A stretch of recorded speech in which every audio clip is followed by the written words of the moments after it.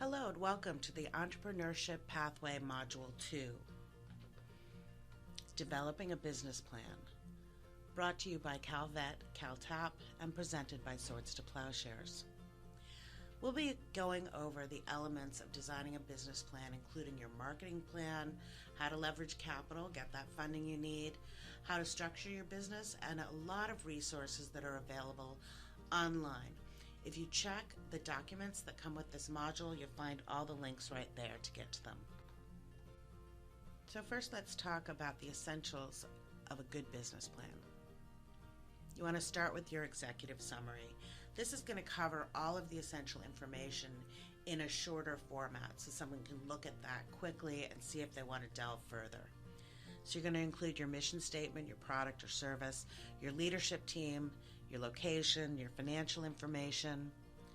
Then you're going to go on to more in-depth descriptions, your company description, list your consumers, organizations, or businesses your company will serve, why you have a competitive advantage, why someone's going to use your service over someone else's, are there experts on your team, do you have the perfect location, boast about your strengths here.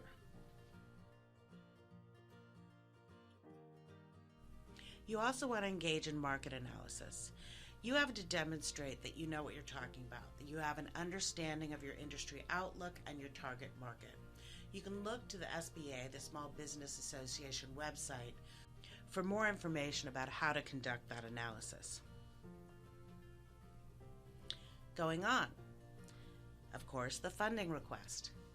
How much funding do you need for 5 years? Will it be debt or equity? What will the terms be? What length of time are you talking about? How are you going to use those funds? Be specific. Equipment or materials, capital expenses, salaries, specific bills, research. You want to tell the funder exactly what you're going to use that money for. Of course, you want to talk more about your service or product line. Why would this business be stable, or why is this business stable, and why will it be a financial success? If you've already established a business, you want to include income statements going back for the last 3 to 5 years, or as long as you've been in business, and you want to list any collateral that you have. Also include a 5-year prospective financial outlook. Make sure you clearly explain your projections and match them to your funding requests. Make sure that it all lines up.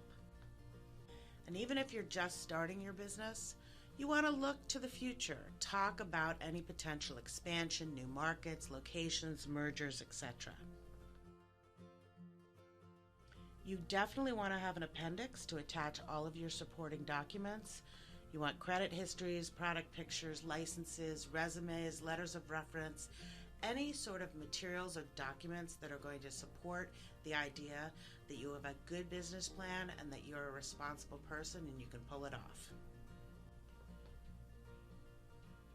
So you're going to want to talk about your organization and management structure, the legal structure of your business, your org chart, and include resumes and CVs of key members of your team to demonstrate that you have a strong organizational chart. Again, if you look at the SBA resources, you'll find information on choosing that business structure. Describe your service or product line. Include benefits to consumers. And talk about your marketing and sales. How are you going to attract and retain customers? And talk about how the sales will actually happen. Are you direct to consumer? Are you online? Are you going to provide your product through a retailer? How are you going to accept payment? Really get into the details about what your product, how you're going to make those sales. Now you also need to develop a marketing plan, and this is different than a business plan. You're going to identify your target market, engage in competitive analysis, make a sales plan, have sales goals, action plans, budget, and income. So developing a marketing plan, you're going to have to do your research. You can either do that direct research, direct to your customers, once you identify who they are so that you can understand them from the outset. So if you're going to do it directly, that would be through surveys or questionnaires or focus groups. You also want to identify your competition. You want to gather all the demographic information to better understand and to demonstrate your understanding to potential investors or potential customers. So this is going to include age, wealth, family, interests, anything else that's relevant to your business, to your product or your service. So you're going to look at demand. Is there a desire for your product or service? Is there a need for it? How many people would be interested in what you're offering? You also want to look at economic factors, economic indicators. You want to look at the income range and employment of your customer base. You want to make sure that they actually can buy your product. Location, where do they live and how are you going to reach them? Online, bricks and mortar, through trade shows. Think about that. Market saturation. How many similar options are already available to consumers? Now, it doesn't mean that if there's already a brand of cereal on the market that you're not going to introduce another brand of cereal, because there are thousands of brands of cereal. But you do want to look at that market saturation and say, well, what makes your product stand apart? What's going to make you be able to break through in that market? Pricing, of course. What are people going to pay for your product? What do they pay for alternatives? Leveraging capital. You're going to need money to start a business. So are you going to fund it yourself, self-funding, or are you going to ask family, friends, that sort of thing? Do you have the kind of business that's going to catch the eye of venture capital? This is usually high growth companies, higher risks, and potential higher returns. But it also means you're going to exchange a piece of ownership. So you're going to give up some of your autonomy in order to capture those resources. There are new ways now, crowdfunding. So in this way, you go on websites like Kickstarter or Indiegogo, you make your sales pitch and people will help you finance your business. You're not selling them a share of ownership in your business, so you're not giving up autonomy. Instead, you're promising them some sort of gift as thanks for their contribution. So the gift could be just your product or service, or a special edition of that product or service, or something of that nature. Now, more traditionally, you've got small business loans. The Small Business Administration has a lot of opportunities and information for veterans. These include a lot of guides, so if you go to the documents attached, you'll see all the links that go to a number of resources where they really spell out and create maps of these processes. But they also provide services like counseling and training, opportunities for capital and business development opportunities. So you really want to take advantage of those programs for veterans. Now there's also the SBA Veterans Advantage programs. So for these, you have to have your business owned or controlled by an individual or individuals who fall into the following categories. So veterans, disabled veterans, active duty military, if they're participating in transition assistance program. So when they're on their way out to separation, you can start on these activities.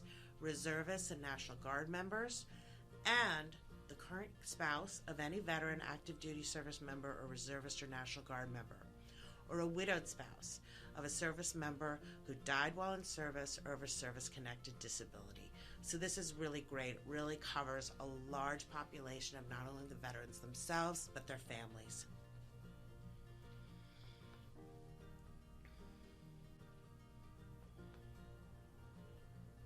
So evaluating business concepts and structures. So what is the difference? So there are a number of legal business structures. They are going to impact your tax liability, your personal liability, and your control of your business. And again, if you go to the SBA document that we talked about before about business structures, They lay out all the differences, and you can look and see what really fits in with you and your plans and where you are in your business life. Sole proprietorships and partnerships. This will give you a lot of autonomy, but it also won't give you much protection when it comes to liability. Limited liability company. This will separate you from business. So if the business is in debt or if it's sued, there's some separation between you as a legal entity and the company. Next, you have your corporate structures. Now, this really does develop a corporate entity. Your business is a corporate entity, and it limits your liability. It also means that you have to give up some of your personal autonomy. So a nonprofit corporation, there are a lot of them out there. They're going to be providing a service, education. This can be a wide variety of activities: the arts, sports, education, mental health, you name it. And while you're not going to pay taxes like corporate taxes, you are going to have to pay taxes on payroll, etc. But this might be something you want to look into.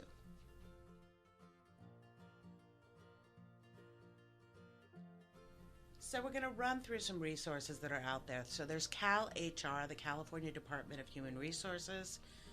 So if you're going to have a business, you might want to hire people. They have a lot of information on salaries and benefits, civil rights, training, exams, recruitment, retention, and more. You also might want to look at the Cal Chamber of Commerce. They have a whole section on labor law. So if your business is successful, you're going to need to build it, you're going to need to hire people, and you're going to need to know about HR, human resources. Mentorship and guidance. Why reinvent the wheel? There are people out there that are happy to help you, who've been there, and they can help you navigate these systems. The SCORE Mentor Business Center provides trained counselors, advisors, and mentors. Small business development centers, they provide consulting and low-cost training services. So all of the elements that we've talked about, business plan development, but also things like manufacturing, disaster recovery assistance, market research, and much more. The Small Business Administration has a wealth of information. They have tools, they have local assistance, so you can find offices in your area that can help you, business plan guides, market research guides, how to manage your business. There's just a wealth of information, so you can follow those links. Now, there are specific resources for veterans with disabilities who are interested in entrepreneurship. IVMF, the Institute for Veteran and Military Families, has entrepreneurship boot camps. They've been running for years. They're really great. You can look on their website, and even though they're in Syracuse, New York, they have programs in different areas around the country, or they bring people at no cost to get their training. Other programs include the Veterans Entrepreneurship Program, or VEP, and Veteran Entrepreneurship Jumpstart Program, DogTag Inc. Now, as with all of these programs, the training and the locations are going to vary, so do some research and find one for you. More programs include Boots to Business. Now, this is when you can start while you're still on a military installation. They have programs around the world. And their Boots to Business Reboot, which extends that entrepreneurship training to veterans of all areas in their community. So you don't have to be recently separated to look at these resources. We also have programs like Bunker Labs and Bunker in a Box.